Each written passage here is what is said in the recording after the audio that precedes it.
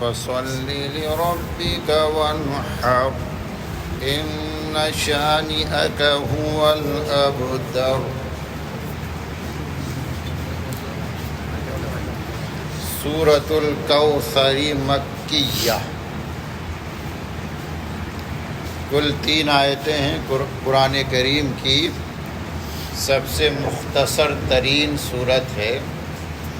ویسے تو سورۃ العصر میں بھی 3 ہی آیتیں ہیں، البتہ اس میں اختلاف ہے کہ وہ 3 آیتیں ہیں یا 4 آیتیں۔ وَتَوَاصَوْا بِالْحَقِّ، یہاں پر آیت بعض لوگ مانتے ہیں، اور اگر ایسا ہے تو وہ 4 آیتیں ہو جائیں گی۔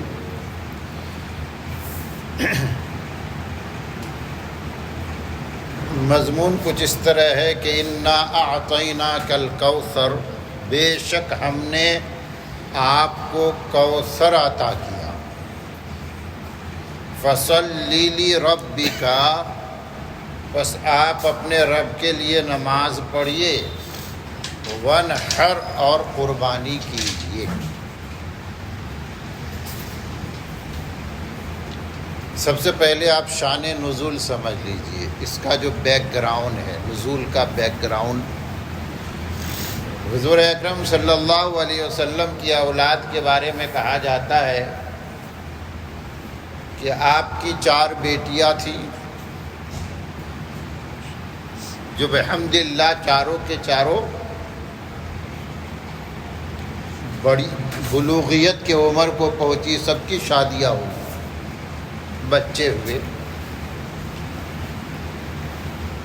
زینب سب سے بڑی لڑکی کا نام تھا، عاص ابن وائل سے، عاص ابن وائل، ابو العاص ابن الربیع سے، ابو العاص ابن الربیع سے ان کی شادی ہوئی نبوت سے پہلے۔ اگرچہ انہوں نے ایمان لانے میں تاخیر کی، شوہر نے، حضرت زینب ہجرت کر کے پہنچ گئی، ساری اولاد نے آپ صلی اللہ علیہ وسلم کی جو 4 بیٹیاں، سب نے اسلام قبول کیا۔ حضرت زینب ہی کا مسئلہ تھا کہ ان کے شوہر ابو العاص ابن الربیع وہ مسلمان نہیں ہوئے جلدی، لیکن بعد میں چل کر وہ بھی مسلمان ہو گئے، اور حضور اکرم صلی اللہ علیہ وسلم نے حضرت زینب کا دوبارہ نکاح انہی ابو العاص ابن الربیع سے فرما دیا تھا۔ انہی کی بیٹی تھی امامہ، جس سے حضور اکرم صلی اللہ علیہ وسلم بہت محبت فرمایا کرتے تھے۔ خیر کبھی کسی موقع پر انشاءاللہ اس کی تفصیل بتائیں گے۔ اور حضرت رقیہ اور حضرت ام کلثوم کی شادی حضرت عثمان سے ہو گئی۔ پہلے حضرت رقیہ سے ان کا انتقال ہوا تو حضرت ام کلثوم کا بھی نکاح حضرت عثمان سے آپ نے فرما دیا، اس لیے حضرت عثمان کو ذو النورین کہتے ہیں۔ اور آپ کی سب سے چھوٹی صاحبزادی حضرت فاطمہ رضی اللہ تعالی عنہا کا نکاح آپ نے حضرت علی سے فرمایا۔ صاحب اولاد بھی حسن و حسین ان سے پیدا ہوئے۔ ایک تیسرا لڑکا بھی پیدا ہوا جن کا نام محسن تھا، لیکن ان کا انتقال ہو گیا تھا پیدا ہونے کے بعد ہی، اس لیے محسن کا تذکرہ عام طور پر آتا نہیں ہے۔ 3 لڑکے، پہلا لڑکا، اور یہ ساری 4 بیٹیاں حضرت خدیجہ کے وطن سے، 3 بیٹے ہوئے۔ پہلا بیٹا ان کا نام تھا قاسم، اور انہی کے طرف نسبت کر کے آپ کی کنیت تھی ابو القاسم، محمد احمد نام اور کنیت۔ عربی میں کنیت کا بڑا رواج ہے۔ کنیت کا مطلب باپ یا بیٹا، اب یا ابن لگا کر جو نام رکھتے تھے اس کو کنیت کہتے تھے۔ تو قاسم ہی کے نام پر آپ کی کنیت ابو القاسم۔ دوسرے صاحبزادے ان کا نام تھا عبداللہ،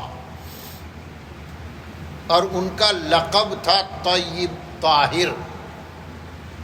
تو طیب طاہر عبداللہ ایک ہی ہے، بعض لوگوں کی اس میں بڑی غلط فہمی ہو گئی۔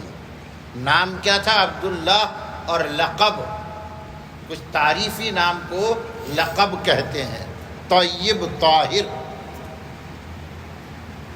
اور تیسرا لڑکا ابراہیم، سب سے چھوٹا، لڑکوں میں جن کی سب سے زیادہ عمر ہوئی، لیکن وہ عمر بھی 2 سال کی نہیں تھی، کچھ 17-18 مہینے ہی عمر ہوئی۔ اور ان 3 لڑکوں میں 2 لڑکے تو حضرت خدیجہ سے تھے، اور حضرت ابراہیم یہ حضرت ماریہ قبطیہ کے وطن سے۔ یوں تو وہ آپ کی باندی تھی، لیکن لوگوں کا کہنا ہے، مورخین کا، تاریخی اعتبار سے، اور یہ بات درست ہے کہ اگرچہ وہ باندی تھی لیکن بعد میں آپ نے ان کو آزاد کر کے نکاح فرما لیا تھا، اس لیے ازواج مطہرات میں ان کا شمار ہے، حضرت ماریہ قبطیہ۔ کہتے ہیں کہ جب سب سے چھوٹے بیٹے ابراہیم کا بھی انتقال ہو گیا، بعض لوگوں نے حضرت قاسم کا نام لیا، بہرحال اولاد آپ کی نرینہ اولاد رہی نہیں۔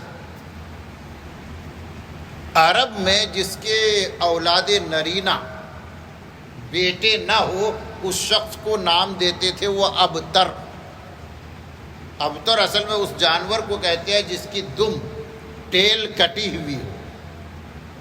تو ایک انسان جس کا کوئی بیٹا نہ ہو، بھلے بیٹیاں ہو، بیٹا نہیں ہے تو کہتے تھے یہ ابتر ہے، یعنی مقطوع نسل ہے، اب اس کی نسل اسی پہ ختم ہو جائے گی، چونکہ نسل بیٹوں سے چلتی ہے، ایسا سمجھا جاتا تھا۔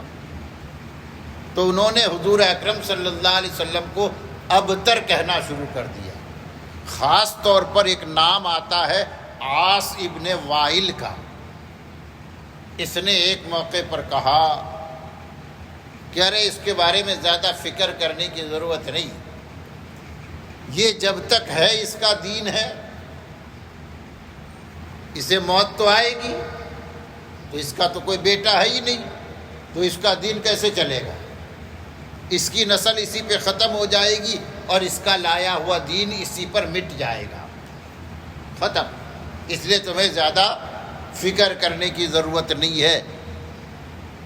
اب حضور اکرم صلی اللہ علیہ وسلم، ظاہر ہے کہ آپ انسان تھے، طبیعت تو انسانی رکھتے تھے، اور انسانی طبیعت پر خوشی کا، غم کا اثر تو ہوتا ہے۔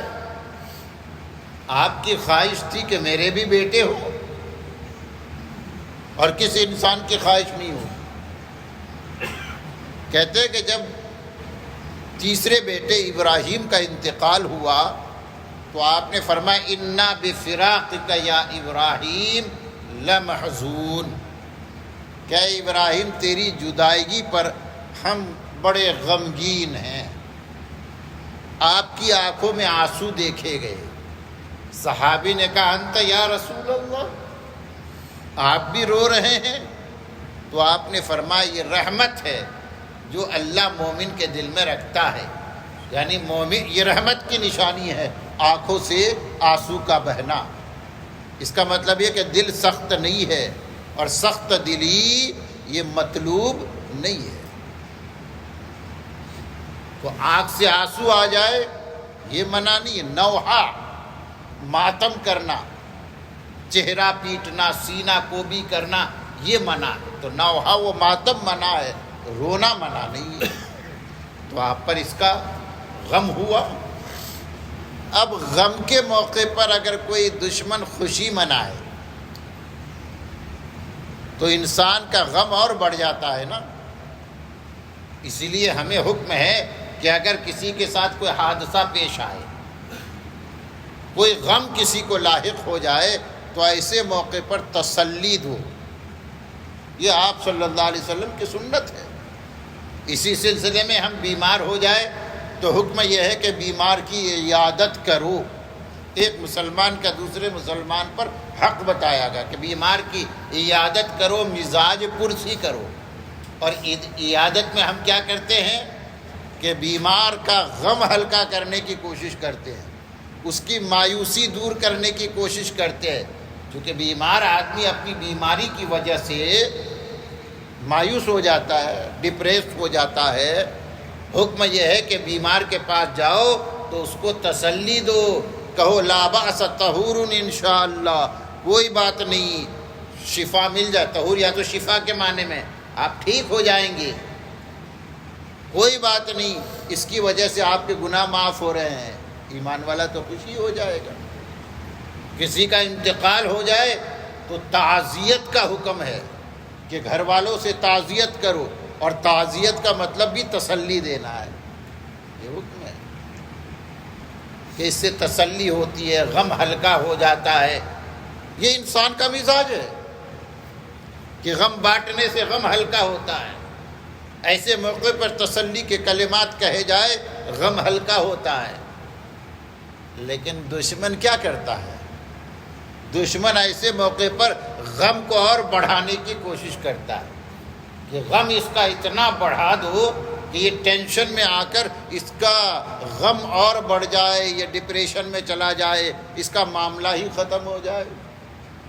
تو دشمنان اسلام و مسلمین انہوں نے اسی عنوان پر آپ کا غم بڑھانے کی کوشش کی، اور یہ بھی اس کوشش کا حصہ تھا کہ انہوں نے کہا کہ یہ تو ابتر ہے، یہ تو ابتر ہے، یہ تو ابتر ہے۔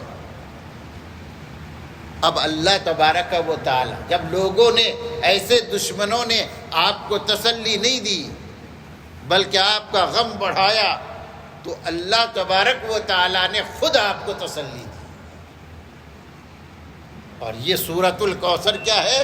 یہ آپ کے لیے تسلی ہے، اطمینان بھرے کلمات ہے۔ اب میں آپ سے پوچھتا ہوں، اگر کسی کا ساتھ کوئی حادثہ پیش آ جائے، کسی کو کوئی نقصان ہو جائے، تو آپ اس کو تسلی کیسے دیں گے؟ ایک آدمی کا ایکسیڈنٹ ہو گیا، اس کی ٹانگ ٹوٹ گئی، ایک ٹانگ ٹوٹ گئی، تو اس کو سب سے زیادہ تسلی کس سے ملے گی؟ کہ آپ یہ کہیں کہ بھائی اللہ کا شکر ادا کیجئے، بس ایک ہی ٹانگ ٹوٹی ہے، ورنہ جان بھی جا سکتی تھی۔ آدمی سوچتا ہے کہ ہاں، ٹانگ کے بدلے جان بچ گئی، اچھا ہے۔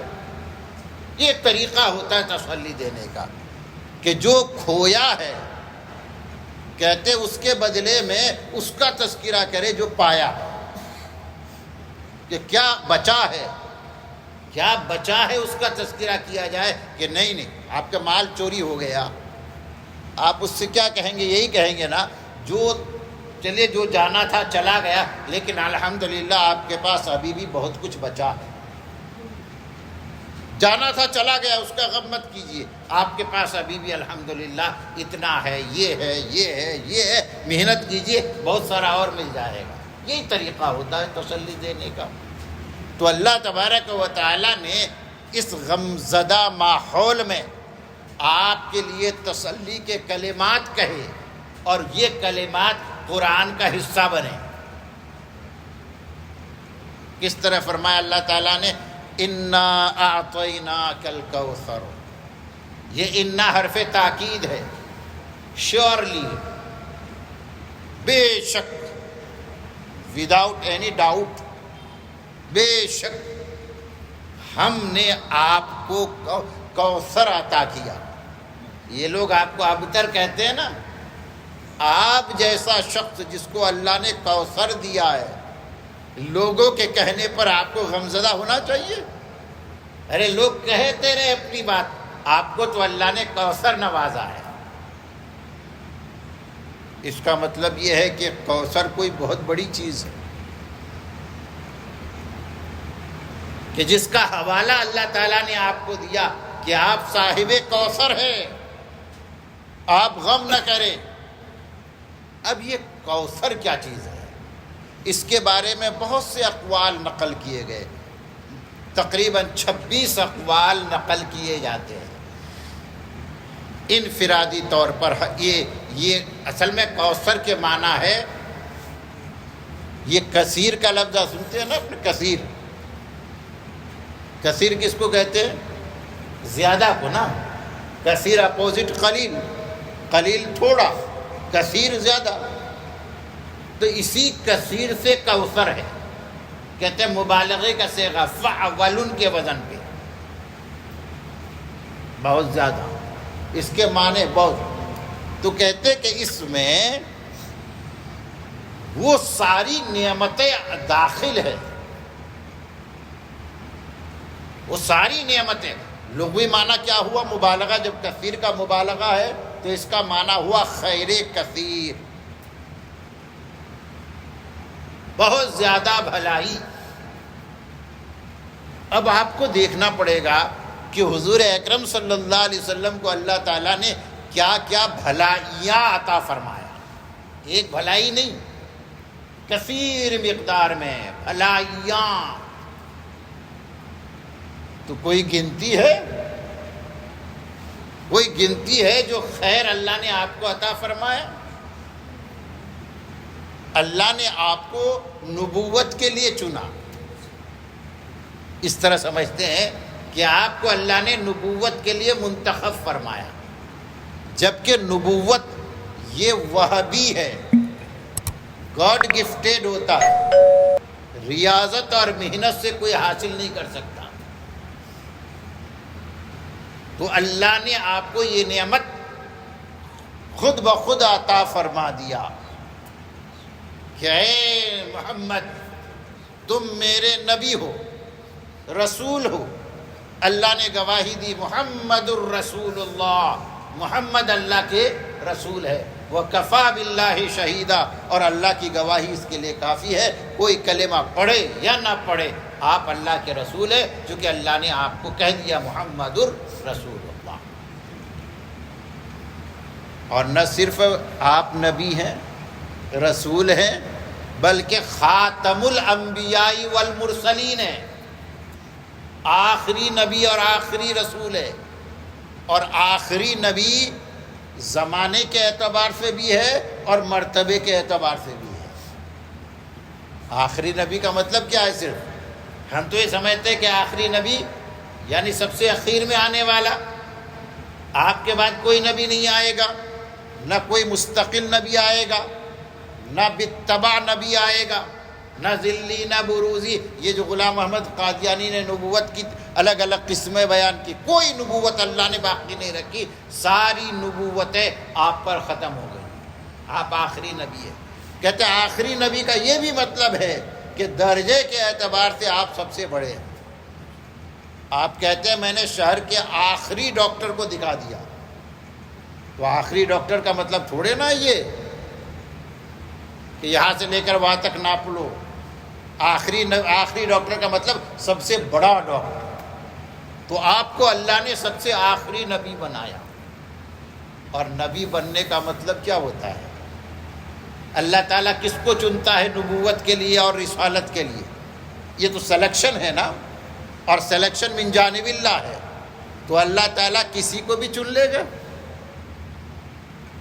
ایسا تو پھر ہمارے جیسے ہو گیا سلیکشن کہ ہم نے کسی کو اچھا جان کر چن لیا، پتہ چلا یہ تو بڑا ہی گھٹیا آدمی نکلا، یہ اس لائق نہیں تھا کہ اس کا سلیکشن ہوتا.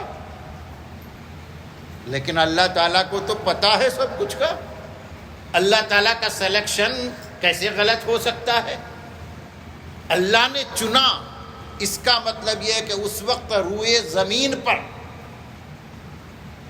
اس جیسا کوئی انسان نہیں. چونکہ انسانیت تو بیس لائن ہے نا نبوت کا. نبی کون بنے گا؟ انسان بنے گا. تو انسان اس وقت انسانوں میں انسانیت کے اعتبار سے، انسانی خصوصیات اور ہیومن کوالٹیز کے حساب سے جو سب سے اونچا تھا، سب سے اعلیٰ تھا، اللہ اس انسان کو نبوت اور رسالت کے لیے منتخب فرماتا ہے. تو کیا مطلب ہوا کہ آپ کو اللہ نے سب سے اچھا انسان بنایا. انسانوں کی اگر رینک بندی ہو، اس کا رینک طے کیا جائے تو آپ انسانوں میں سب سے پہلے نمبر کے انسان ہیں. چنانچہ انسانی تاریخ پر اثر ڈالنے والی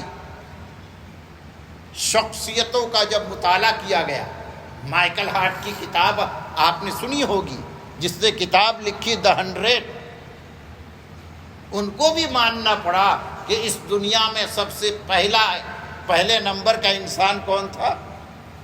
محمد ابن عبداللہ، محمد رسول اللہ۔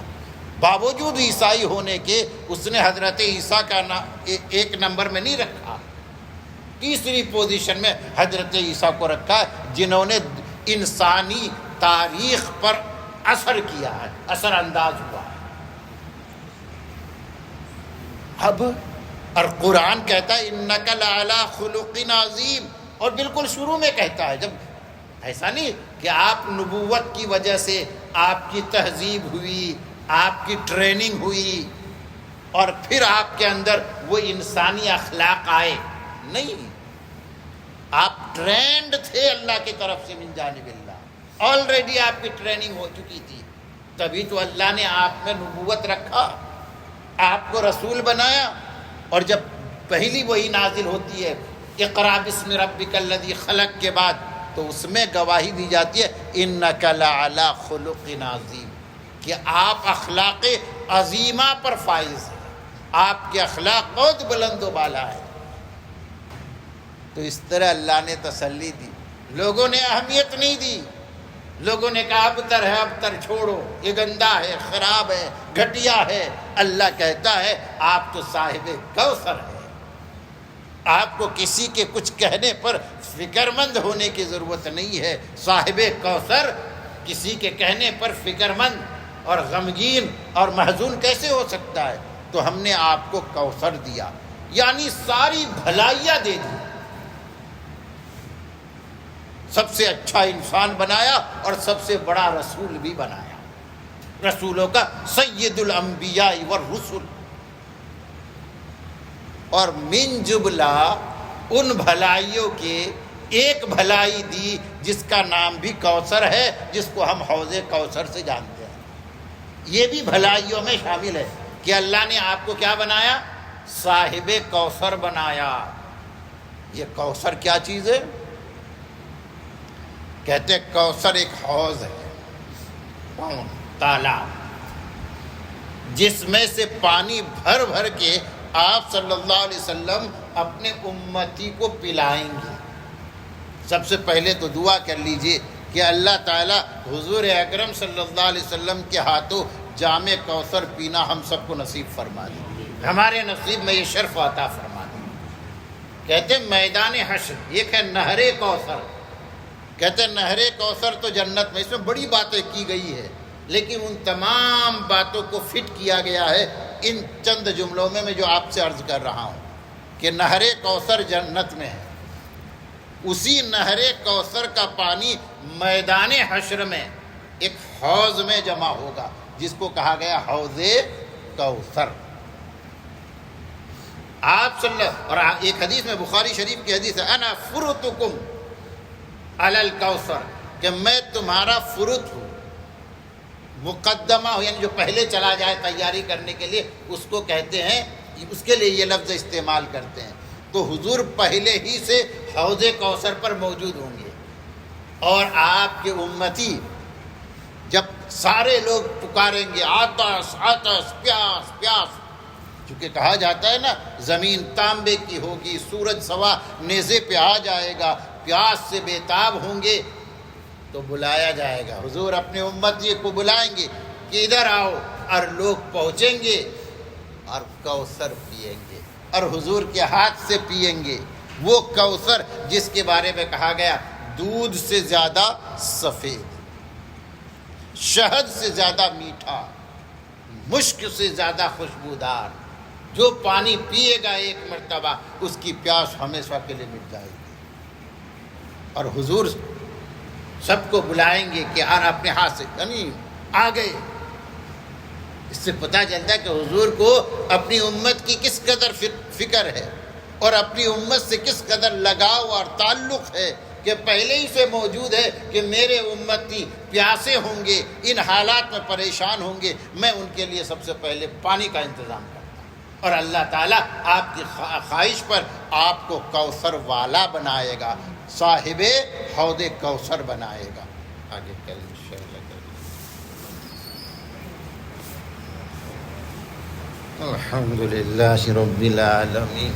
والصلاة والسلام على رسوله النبي الكريم اللهم أنت السلام ومنك السلام تبارك يا ذا الجلال والإكرام ربنا ظلمنا أنفسنا وإن لم تغفر لنا وترحمنا لنكونن من الخاسرين یا اللہ ہمارے گناہ معاف فرما دے، یا اللہ ہماری خطائے لغزش معاف فرما دے، یا اللہ تو معاف کرنے والا ہے، لا یغفر الذنوب الا انت، یا اللہ گناہ تیرے سوا کوئی معاف نہیں کر سکتا، یا اللہ تو ہی ہمارے گناہوں کو معاف فرما دے، یا اللہ ہمارے گناہوں پر ہماری پکڑ نہ فرما، یا اللہ نبی صلی اللہ علیہ وسلم کی دعا اللہم لا تہلکنا بعذابک ولا تقتلنا بغضبک وعافنا قبل ذلک، ہم سب کے حق میں قبول فرما، یا اللہ رحم فرما،